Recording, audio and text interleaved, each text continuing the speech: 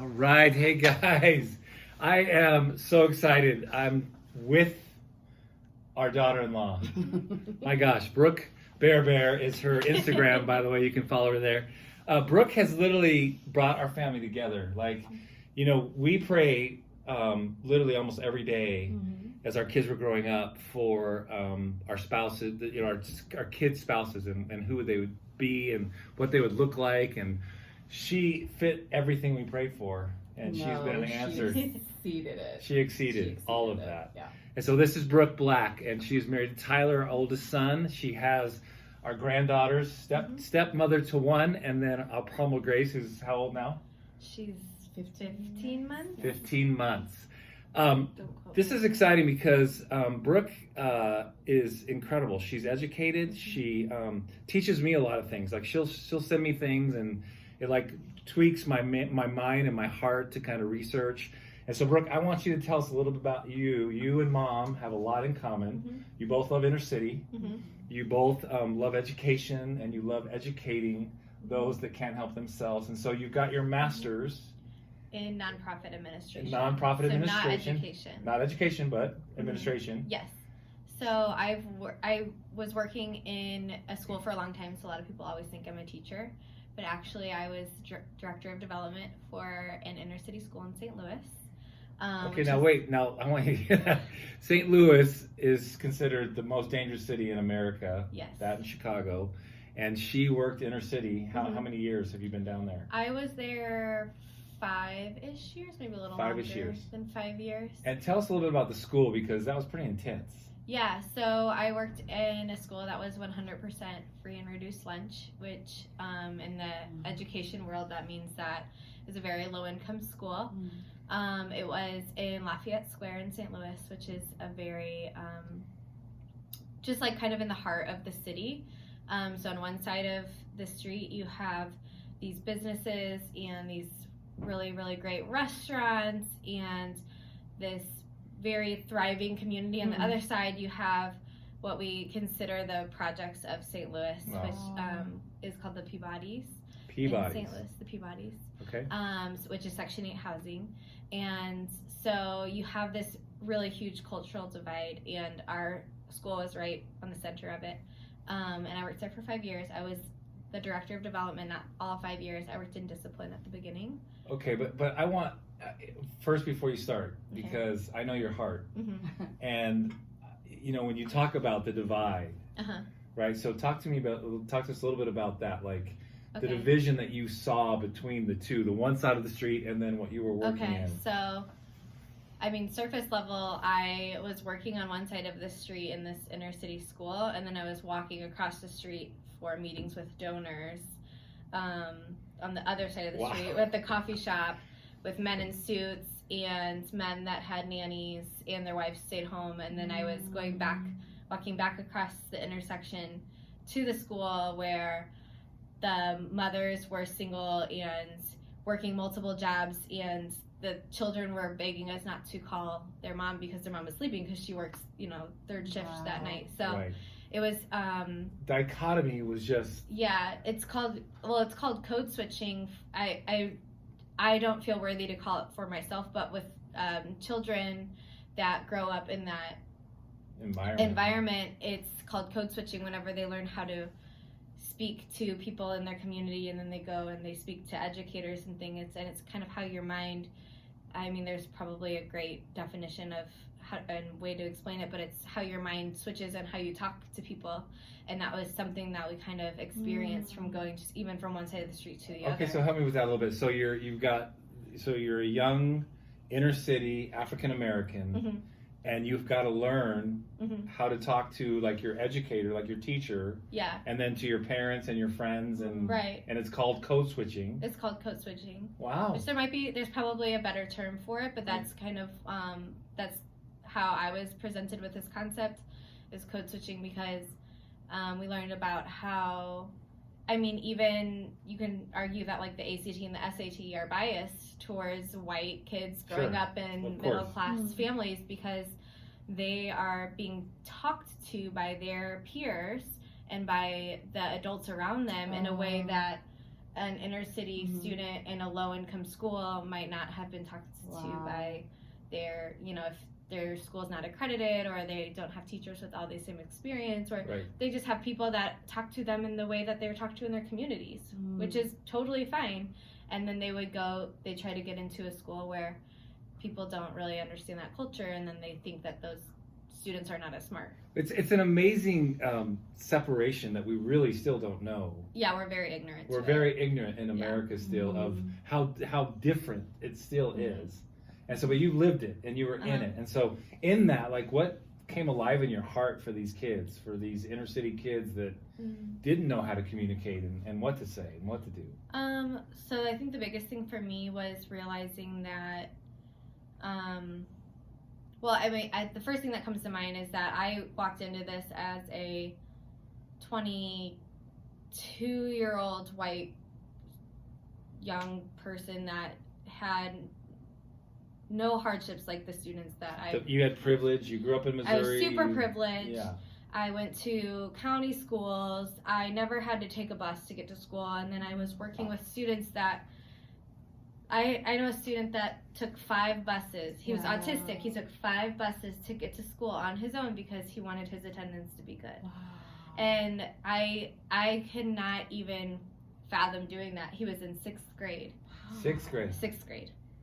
And at that time, my niece was in 6th grade, and I was trying to picture her doing that same thing, having to take a bus in the inner city by herself, switch 6 times, and he could tell you every single, you know, stop and route and which one to take and how to get home and all those things, and I still wouldn't be able to do that by myself. So I realized how privileged I was. I guess I'm going on a tangent. No, it's good. And the other thing is that I realized how being an empathetic, kind, loving person is not bipartisan. So I've had a lot of people, they'll say, oh, well, you're obviously a liberal. You're obviously a liberal for doing all that work you do. And I'm like, well, maybe I am, but maybe I'm not. Maybe I'm just a human. Maybe, and that's what I always say is I just have a huge heart, and you don't have to have a political side or anything, or you don't even have to get into these political arguments. Right. I mean, you can, and it's great if you do. Well, but you don't. And sometimes it's not great if you do. Right? These days, But you don't have to rule people out or assume away just because you, like, the Lord's leading you to a certain type of person that you need to help.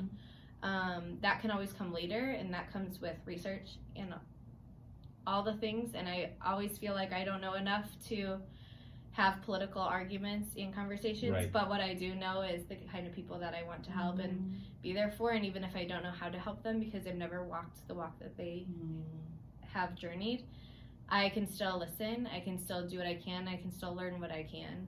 You still learn. Yeah, I think that's the thing I've probably admired most about you is that you kind of realize that you don't understand it, but you're going to learn it. And so it's really cool because she met our son Tyler at an international business school in St. Louis, Lindenwood. You were a cheerleader there. Yeah. So like an athlete, a collegiate athlete. And then you got this passion. Yeah. Where did it come from? What? I don't know, because I really don't. So I was thinking that I wanted to be a teacher, and I didn't think that I wanted to be a county teacher. I knew I wanted to teach someone that wasn't like me. So I guess that's where it came from. But so my initial thought was, oh, I've got to go to a different country to do that. So I flew to LA. I lived with my sister for 3 or 4 months, and I got my TEFL to teach English in a different language, or in a foreign country, not in a different language. Foreign country, yeah. And then I met Tyler, and then I was like, I can't go to another country because I'm dating this guy, so we'll see what happens. But I think that there was still something in my heart where I was like, I need to find someone that's not like me and teach them. And so I started looking at schools, and I found the school that I ended up being employed at. And I didn't become a teacher there, and I fell in love with fundraising and development. Okay. And I got in the door working in discipline, which was not an easy job. Tell us a story just one story from that, from having to work in discipline in an inner city school. I mean, this is for real. There were funny stories, and there were scary stories, and there were Just give us one that comes right to your mind. Just a. Well, I wanted to think of something funny, but the first thing that came to my mind is actually a sad story. Yeah. I became close with a student that came a really, really long way. He was trouble, but he was really smart. His name was Armand.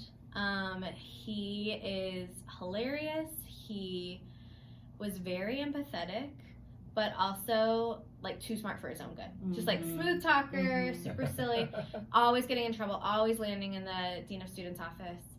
And sounds like a couple of our kids. Yeah, so that's... and I think that maybe that's why I loved him, is because he was kind of like your kids. Like, he was just Cut. no, he was just fun and silly, and in a way he was very harmless, but he always did get himself into some trouble, and that though minimized through the years, and he was getting into less trouble and less trouble and less trouble. And I want to say 2 years ago, he was shot and killed. Oh my gosh. In I want to say a drive-by shooting. And I don't know all the facts, and I'm not sure anybody knows all the facts, but it was this really, really hard thing for us to process, because we saw him grow a lot. We were like, we saw him we're getting coming a alive kid that as a human being. thought, he was, and he's amazing. And we thought, he started in maybe a place where he wouldn't have had the best outcome. He probably wouldn't have finished college or finished high school. Maybe he would have. And he was so smart that we really thought that he had just so much potential. Wow. And we really wanted him to embrace that. And then whenever he did, he was an incredible scholar. And so we saw him do better and do better and do better. And then he switches schools, and then we see on the news one day, like, and there's no buffer to that. It's just turn on the news and you see 17-year-old black student, St. Louis, and they don't say student, they say 17-year-old black kid. They just say shot whatever, and killed. right? Yeah, they don't. Because it's so much. It's all the time. All the It's time. terrible. And they put his picture up. They go on Facebook. That's how you found out? Watching the news and watching it was either Facebook or like maybe a text chain between people that worked with me, and they obviously the media, not obviously, but the media does go on and they take the worst pictures that they can find on Facebook and put those up there. And I had to, it was, I don't know what month it was, but I remember being at like some kind of family gathering after. So I don't know if it was a holiday or a birthday, but I remember I felt like I had to justify it to so many people. Like, he was such a good person. Wow. Like, you don't know who I knew. Yeah, you don't know who I knew. Okay, and that's a really good thing to hard. kind of lead into is then what's the hope for the inner city? What's the hope for the Armands of the world? I mean, as you do this. Oof, it's hard. I think there's a lot of really, really great people that want to step into the inner city, pull people out, and then put them back in as advocates of change. I think there's also a lot of really great people that are already in the inner city that are doing great work. So it doesn't take a white 22-year-old person to step in and say, oh, you need to change, you need to change, you need to change, because that's not reality. Right. And that's not going to work. Right. But it does. Or we need to take you out of this environment. Yeah, you don't need to pull people out. No. Right. So it takes, I think it takes a lot of people with a common consensus, though. So it doesn't hurt that someone like me wants to help somebody in the city, but it does also take a lot of people recognizing that change needs to happen. There are some really, really great organizations doing really great work in the city. I've been doing some consulting work with an organization called Forward Through Ferguson. They do a lot of great work. They demand a lot of change in police reform.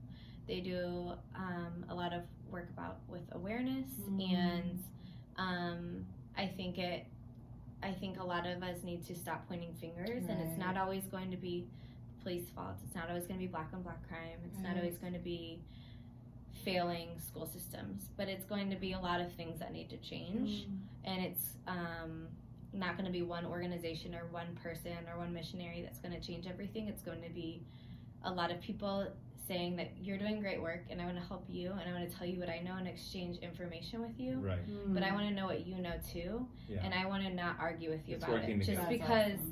Just because I don't see what you see and you don't see what I see all the time doesn't mean that we can't get something from it. Wow. And I think it's really hard with a lot of the politics going on too, because people want to argue. Yeah.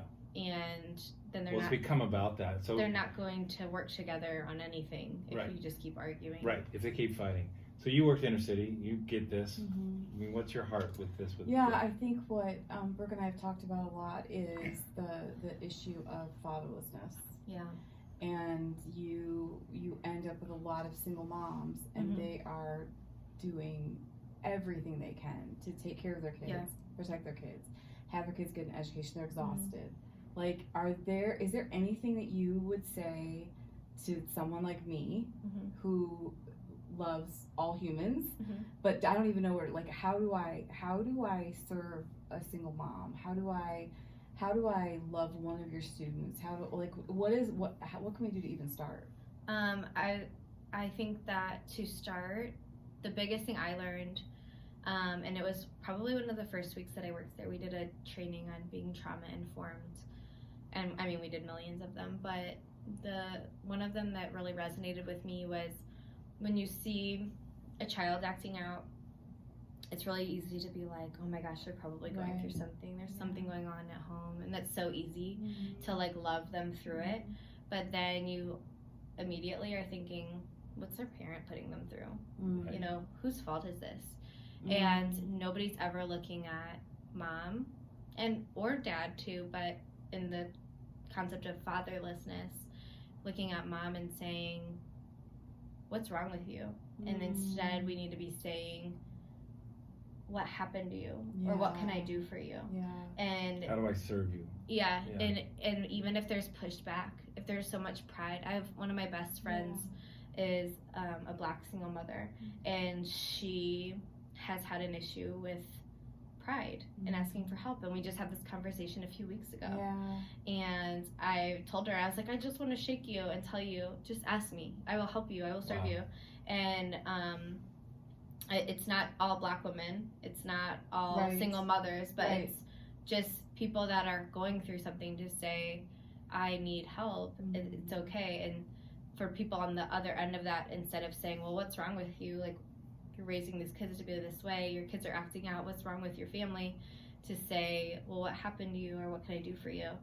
And that's really, really hard as adults, because we like to compare our families to of other course families. we do, and we're prideful of being a parent. And you're a single mom in the inner city or anywhere. I can't imagine. No. It's like, that is the widow. That's James 1:27. If we don't serve them and help them, but then they've got to allow that, and that's the struggle sometimes. They do have to allow it, and we have to be humble enough for them to accept that they can allow it. You know, they might not be able to put their pride aside, and I think that we have to make it okay. We do.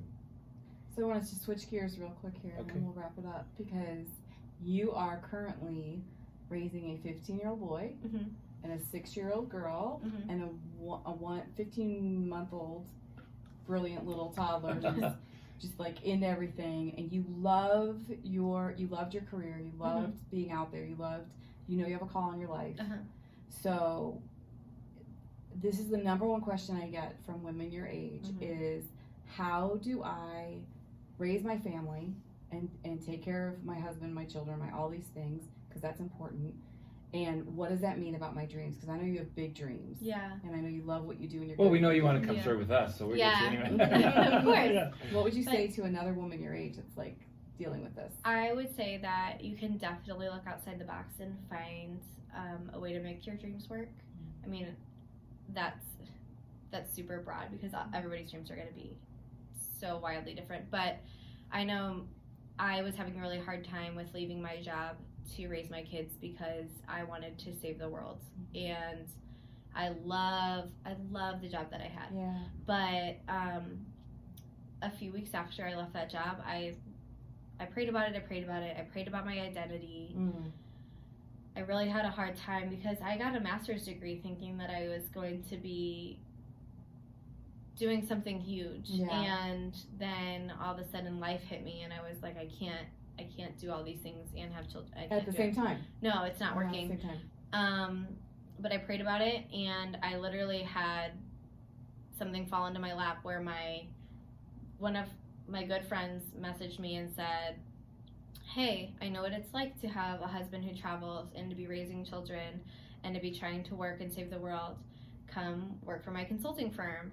I understand what it's like to be a mom at home with the kids, and I understand what it's like to need to work from home some days. Yeah. And I think that there is a lot of opportunities for progressive jobs now where telecommuting is normal, and it's not always going to work. Like, I can't be a teacher and work from home, but I can do fundraising and work from home. Yes. So it's okay to step back a little bit and find something that works, and it's okay then to step back up. And that's what somebody told me.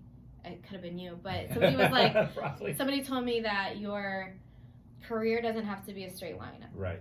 So That's right. you can take a stop and raise your family and then get right back into it. It's just a season. Yes. But I'm lucky enough that it really wasn't a stop. It was like maybe a brief pause, and then all of a sudden I was doing what I want to do times 10. So I'm having my dream job right now. I'm doing it. But that's not going to be true for everybody. Right. And that doesn't mean, though, that it's over and they're just a mom. Yeah. Yes. There's no such thing as just a mom. No. And it's definitely just a season of your life. And your kids can Very help good. you Yeah. put stamps on your envelopes and send them, Yeah. because I made my kids do it for me the other day. And then they got to hear all about all the great work that Forward Through Ferguson was doing as we sold things and That was such actually things. So my last question is, what do you feel like you can do to spread this message? Because our grandchildren are beautifully taken care of. I mean, they are loved. Yes. They are provided for. They have like so much family and support, and they go to good schools. They have lots of shoes. Like, how do we teach these children how to have compassion and to open their eyes and open their hearts? my kids, all three of my kids have had to volunteer before. Even Palmer, who's one. Like, What did Palmer do? she was just along for the ride. But I mean, they've had to sit through some events. They've had to go to things. Palmer's had to sit on the floor at meetings with other people, and I mean, she wasn't perfect, but I mean, she's had to do it. And James has had to come along and hold Palmer so I could have meetings with people. And Michaela's had to go. I have a picture of Michaela in the dirtiest bathroom in the middle of the Peabodys in St. Louis, filling up this nasty gallon jug of water, and she was surrounded by all these neighborhood kids in the Peabodys that all came out, and they were filling up a jug of water. I think they were making like a wet wash rag bin because these kids were so hot. And we had all these rags to cool down, and we were doing we were handing out ice cream cones and doing a movie like ice cream social thing. Wow. And I remember Michaela, she was the only white kid, and Michaela is whiter than this cup. She's like Noah. She's palest Noah, child. And I have this picture of her surrounded by all these like beautiful little boys and girls, and she's like a little bit taller than them. She was like leading them. She's the oldest one, and she just stands out so much. But we got in the car to go home, and I was like, did you notice that you're a little different than everybody else? And she was like, yeah, well, all their moms weren't following them around and making them work. You know, all the moms were exactly like her. Yeah, all the moms were hanging out. And she was how old doing this? This was 2 summers ago, Okay. so she was probably 4 4, turning yeah. 5, or just turned 5. It's our granddaughter. But yeah, so all my kids have had to volunteer, and even when we're at home, we always tell each other, we always tell them to serve each other. Yeah. So you can serve your brother, because she'll say, well, James didn't get my plate, why should I get his plate? I'm like, well, that's serving. You can serve someone. So it might be the little things, but my prayer is that one day that they'll think of those things and Of think of emptying a dishwasher for someone else. Well, the big thing is that you're demonstrating how to serve, and we have to show them. We can't tell them. Yeah. And you're doing that. So, any last thoughts?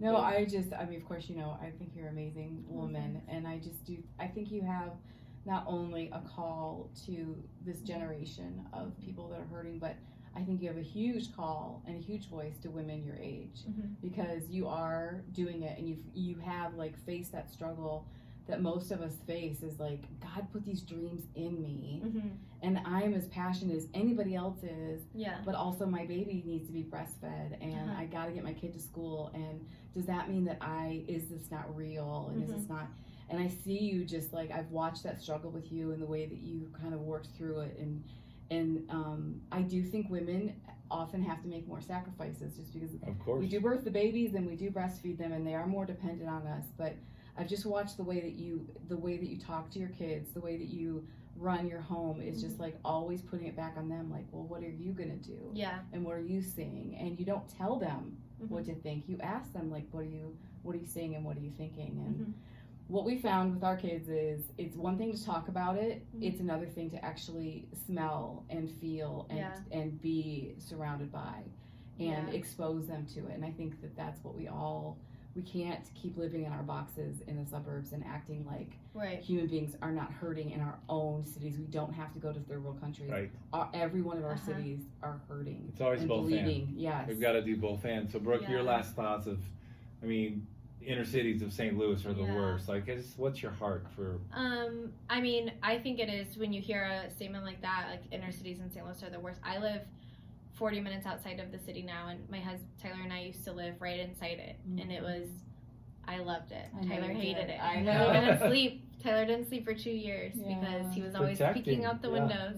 Well, he grew up in Africa. And and I'm sometimes too trusting and too faithful in people, and so now I live 40 minutes outside. So my biggest thing is to just remember to get into that culture, and it doesn't mean to put yourself in danger, but it's also to be mindful of what danger really is. So it's okay to take your kids to the city and do farmers markets and be outside and talk to people. And I think it's all in, I mean, my mindset's always how I'm portraying it to my children. So we're never going to ignore somebody when they ask us for money. So you know, we look people in the eye, and if we don't have money for them, that's okay. But it's giving people dignity and teaching our children that we aren't the kind of people that are going to hide in a bubble in St. Louis County and pretend that things don't happen right down the street, because you can turn on the news and see those things happen. But we're also a family that watches Netflix, and we don't always turn on the news. You know? So it's okay to expose things to our children without making them fearful. And also to be honest with them, though, that there are things going on in our city that aren't okay, and you can be tactful to your children without making them totally ignorant. So good. Because you can't trust that their teachers or their school districts are going to tell them all the things. You're probably not gonna. You know, I'm reading a book called The Coddling of the American Mind right now, and it's not about us spoiling our kids too much. It's that we don't expose them to reality. We don't allow them to get sick. We don't allow them to go into the inner city and see the real world, because we're so full of fear. And I feel like what you're doing with our grandchildren and your family is breaking that spirit of fear, going and doing it anyway. And guess what? We're okay. And you're doing, and your babies are okay. And this is how we're going to raise our grandchildren. And so we're just so proud of you. Thank you. And we're so glad you and are. And we've learned so much. And we have learned. Yeah, we've learned so much. Hey, any questions for Brooke, for us, GaryandLisaBlack.com. You can email us directly. She would love that. In fact, she's just being mom and in this whole world right now where we spent the holidays together, and I've just to see her heart more and see what she's doing. And so, hey guys, thanks for hanging out with our daughter-in-law. We have some information we can probably put up for Brooke's. The nonprofit she works for, and we'll get all that up on the website on GaryandLisaBlack.com, and then you can ask her anything you want. Hey, God bless you guys. Thank you so much. Yeah, thanks, thank Brooke. you. Yes.